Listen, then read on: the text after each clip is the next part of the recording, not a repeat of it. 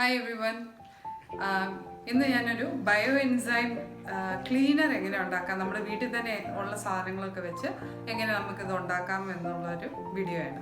ഈ bio enzyme cleaners നമ്മൾ use ചെയ്യുമ്പോൾ നമുക്കത് പാത്രം കഴുകാനോ അല്ലെങ്കിൽ ബാത്റൂം ടോയ്ലറ്റ് കഴുകാനോ അല്ലെങ്കിൽ നമ്മുടെ ഫ്ലോസ് മൂവ് ചെയ്യാനും ഒക്കെ നമുക്കിത് യൂസ് ചെയ്യാം. അതിൻ്റെ ഒരു ഉപകാരം എന്നാന്ന് വെച്ചാൽ, ഗുണങ്ങൾ എന്നാന്ന് വെച്ച് കഴിഞ്ഞാൽ ഭയങ്കരമായിട്ട് ഈക്കോ ഫ്രണ്ട്ലിയാണ്. നമ്മൾ അല്ലാത്ത സമയം നമ്മൾ വെറുതെ കളയുന്ന ഫ്രൂട്ട്സിൻ്റെ പീലോ അല്ലെങ്കിൽ സിട്രസ് ഫ്രൂട്ട്സ്, നാരങ്ങ അല്ലെങ്കിൽ ഓറഞ്ച്, പൈനാപ്പിൾ ഇങ്ങനെയുള്ള ഫ്രൂട്ട്സിൻ്റെ നമ്മൾ കഴിക്കുകയല്ലാത്ത നമ്മൾ കളയുന്ന ഭാഗങ്ങൾ വെച്ചാണ് നമ്മളിത് ഉണ്ടാക്കുന്നത്. അതുകൊണ്ട് നമുക്ക് യാതൊരു നഷ്ടവും ഇല്ല. മാത്രമല്ല, ആ വെള്ളം നമ്മൾ ജസ്റ്റ് ചെടിക്കകത്ത് മൂവ് ചെയ്ത് കഴിഞ്ഞിട്ട് അത് നേരെ ചെടിക്കകത്ത് ഒഴിച്ചാൽ അതിന് ഒരു കേടുമില്ല. അത് ആക്ച്വലി അതൊരു വളമായിട്ട് മാറുന്നു. ബയോ എൻസൈം വെള്ളം നമ്മുടെ ഡ്രെയിനേജിൽ എത്തുമ്പോൾ ബാക്കിയുള്ള വെള്ളം കൊണ്ട് പയ്യെ അത് ക്ലീൻ ചെയ്യുകയാണ് ചെയ്യുന്നത്. ഇപ്പോൾ നമ്മുടെ ബാംഗ്ലൂരിനൊക്കെ ഇടയ്ക്ക് നമ്മൾ പേപ്പറിൽ കണ്ടു കാണും, ഈ പല വാട്ടർ ബോഡീസും ഇങ്ങനെ സോപ്പി ആയിട്ട് ഭയങ്കര ഷാമ്പു പോലെ ഇങ്ങനെ പതഞ്ഞ് പൊങ്ങുന്നു. കാരണം ഈ കെമിക്കൽ ക്ലീനേഴ്സ് എല്ലാ വീടുകളിൽ നിന്ന് ഉപയോഗിച്ച് തള്ളുന്നത് കൊണ്ടാണ് വെള്ളത്തിൽ ആ ഒരു പ്രശ്നം വരുന്നത്.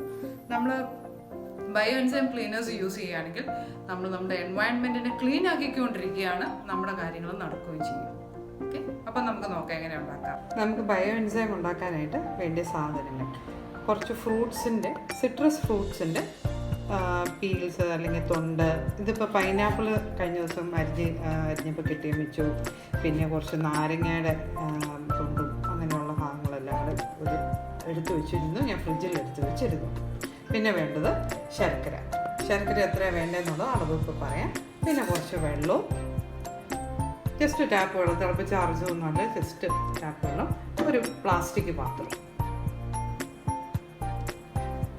അളന്നപ്പം എനിക്ക് ഫ്രൂട്ട് പീല് 3 കപ്പ് വരെ ഫ്രൂട്ട് പീല് കിട്ടി. അപ്പോൾ 3 കപ്പ് ഫ്രൂട്ട് പീലുണ്ടെങ്കിൽ 1 കപ്പ് ശർക്കരയും 10 കപ്പ് വെള്ളവും. ഇത്രയുമാണ് അളവ്. 1 കപ്പ് ഫ്രൂട്ട് പീല് ആ ജാറിനകത്തേക്ക് ഇട്ട് അവിടെ റെഡിയാക്കി വെച്ചേക്കണം. അപ്പം അതേ അളവ് പാത്രത്തിൽ തന്നെ 10 കപ്പ് വെള്ളം മെഷർ ചെയ്ത് ചൂടാക്കാനായിട്ട് വെക്കണം.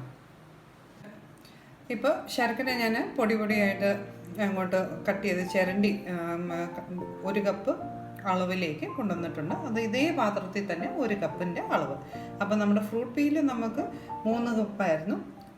വെള്ളം നമുക്ക് ഇതിൻ്റെ തന്നെ 10 കപ്പും, ശർക്കര 1 കപ്പും. അതിനി ചൂടായിക്കൊണ്ടിരിക്കുന്ന വെള്ളത്തിലേക്ക് ഇത് ചേർക്കുക.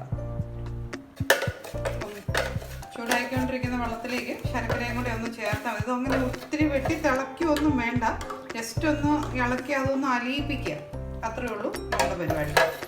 നമ്മുടെ വെള്ളം ചൂടാക്കിയത് ഉണ്ടായിരുന്നുള്ളൂ ശർക്കര അലിയിപ്പിക്കാൻ വേണ്ടി. എന്നിട്ട് ഇപ്പം അത് റൂം ടെമ്പറേച്ചറിലേക്ക് എത്തിയിട്ടുണ്ട്.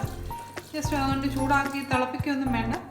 അപ്പോൾ അതൊന്ന് ആറിക്കഴിയുമ്പോൾ നമ്മൾ നമ്മുടെ പാത്രത്തിലേക്ക് അങ്ങോട്ട് ഇട്ട് വെക്കുക, അത്ര കാര്യമുള്ളൂ. അപ്പം ഇനി ഇതിനിപ്പോൾ അത്യാവശ്യം വാവട്ടമുണ്ട്, അതുകൊണ്ട് ഇത് ഇടയ്ക്കിടയ്ക്ക് തുറന്ന് കൊടുക്കേണ്ട കാര്യമില്ല. നിങ്ങളുടെ കയ്യിലിരിക്കുന്ന പ്ലാസ്റ്റിക് പാത്രത്തിന് ചെറിയ വായുള്ളെങ്കിൽ ഇടയ്ക്കിടയ്ക്ക് ഒന്ന് എല്ലാ ദിവസവും ഒരു സമയത്തൊന്ന് തുറന്ന് അതിനകത്തെ ഗ്യാസ് ഒന്ന് റിലീസ് ആകാൻ വേണ്ടി ഒന്ന് തുറന്നു കൊടുക്കണം. ഇത്രയും വാവട്ടമുള്ള ഒരു പാത്രമാണെന്നുണ്ടെങ്കിൽ അതും ചെയ്യേണ്ട ആവശ്യമില്ല, അത് അവിടെ ഇരുന്നാൽ മതി. 90 ദിവസം കഴിയുമ്പോൾ, 90 ഡേയ്സ് കഴിയുമ്പോൾ നമുക്ക് ഇത് അരിച്ചിട്ട് നമുക്കത് ആ ലിക്വിഡ്, നല്ല സ്ട്രോങ് ആയിട്ടുള്ളൊരു ലിക്വിഡാണ്, അത് ഡയറക്റ്റ്ലി ഉപയോഗിക്കുന്നതിന് വരെ കുറച്ച് വെള്ളവും കൂടെ ചേർത്ത് നമുക്കത് മൂവ് ചെയ്യാനോ ബാത്റൂം ക്ലീൻ ചെയ്യാനും പാത്രങ്ങൾ കഴുകാനും ഒക്കെ യൂസ് ചെയ്യാം. ഇത് ഇതിനു മുമ്പ് ഞാൻ ഉണ്ടാക്കിയ ബയോ എൻസൈം സൊല്യൂഷനാണ്. ഇപ്പോൾ അത് ഉപയോഗിക്കാനായിട്ട് റെഡി ആയിട്ടാണ് ഇരിക്കുന്നത്. എല്ലാം എടുത്ത് വെച്ചിരിക്കുന്നതാണ്. ഇങ്ങനെയാണ് നമുക്ക് 90 ദിവസം കഴിഞ്ഞ് കഴിയുമ്പോൾ ഇതിനകത്തെ ഫ്രൂട്ട് പീല് അരിച്ച് കഴിയുമ്പോൾ കിട്ടുന്ന ലിക്വിഡ് ഇരിക്കുന്നത്.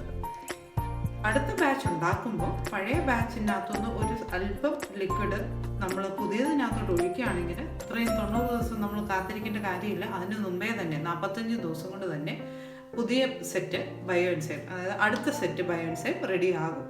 ഇതിപ്പോൾ ആദ്യത്തെ പ്രാവശ്യം ഉണ്ടാക്കുമ്പോൾ നിങ്ങൾക്ക് 90 ദിവസം നോക്കി വയ്ക്കേണ്ടി വരും.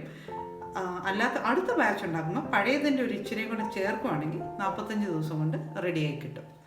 ബയോ എൻസൈം ഉപയോഗിക്കുന്നത് വെള്ളവും കൂടെ ചേർത്തിട്ട് വേണം. അപ്പോൾ ഞാൻ സാധാരണ ഇതിൻ്റെ ഒരു 1/3 ബയോ എൻസൈമും ബാക്കി വെള്ളവും അതല്ല കട്ടി കൂടിയ ക്ലീനിങ്ങിൻ്റെ ആവശ്യമെങ്കിൽ പകുതി ബയോ എൻസൈമും ബാക്കി വെള്ളവും ചേർത്താണ് ഉപയോഗിക്കുന്നത്. നിങ്ങളെല്ലാവരും ഇത് ട്രൈ ചെയ്ത് നോക്കുക.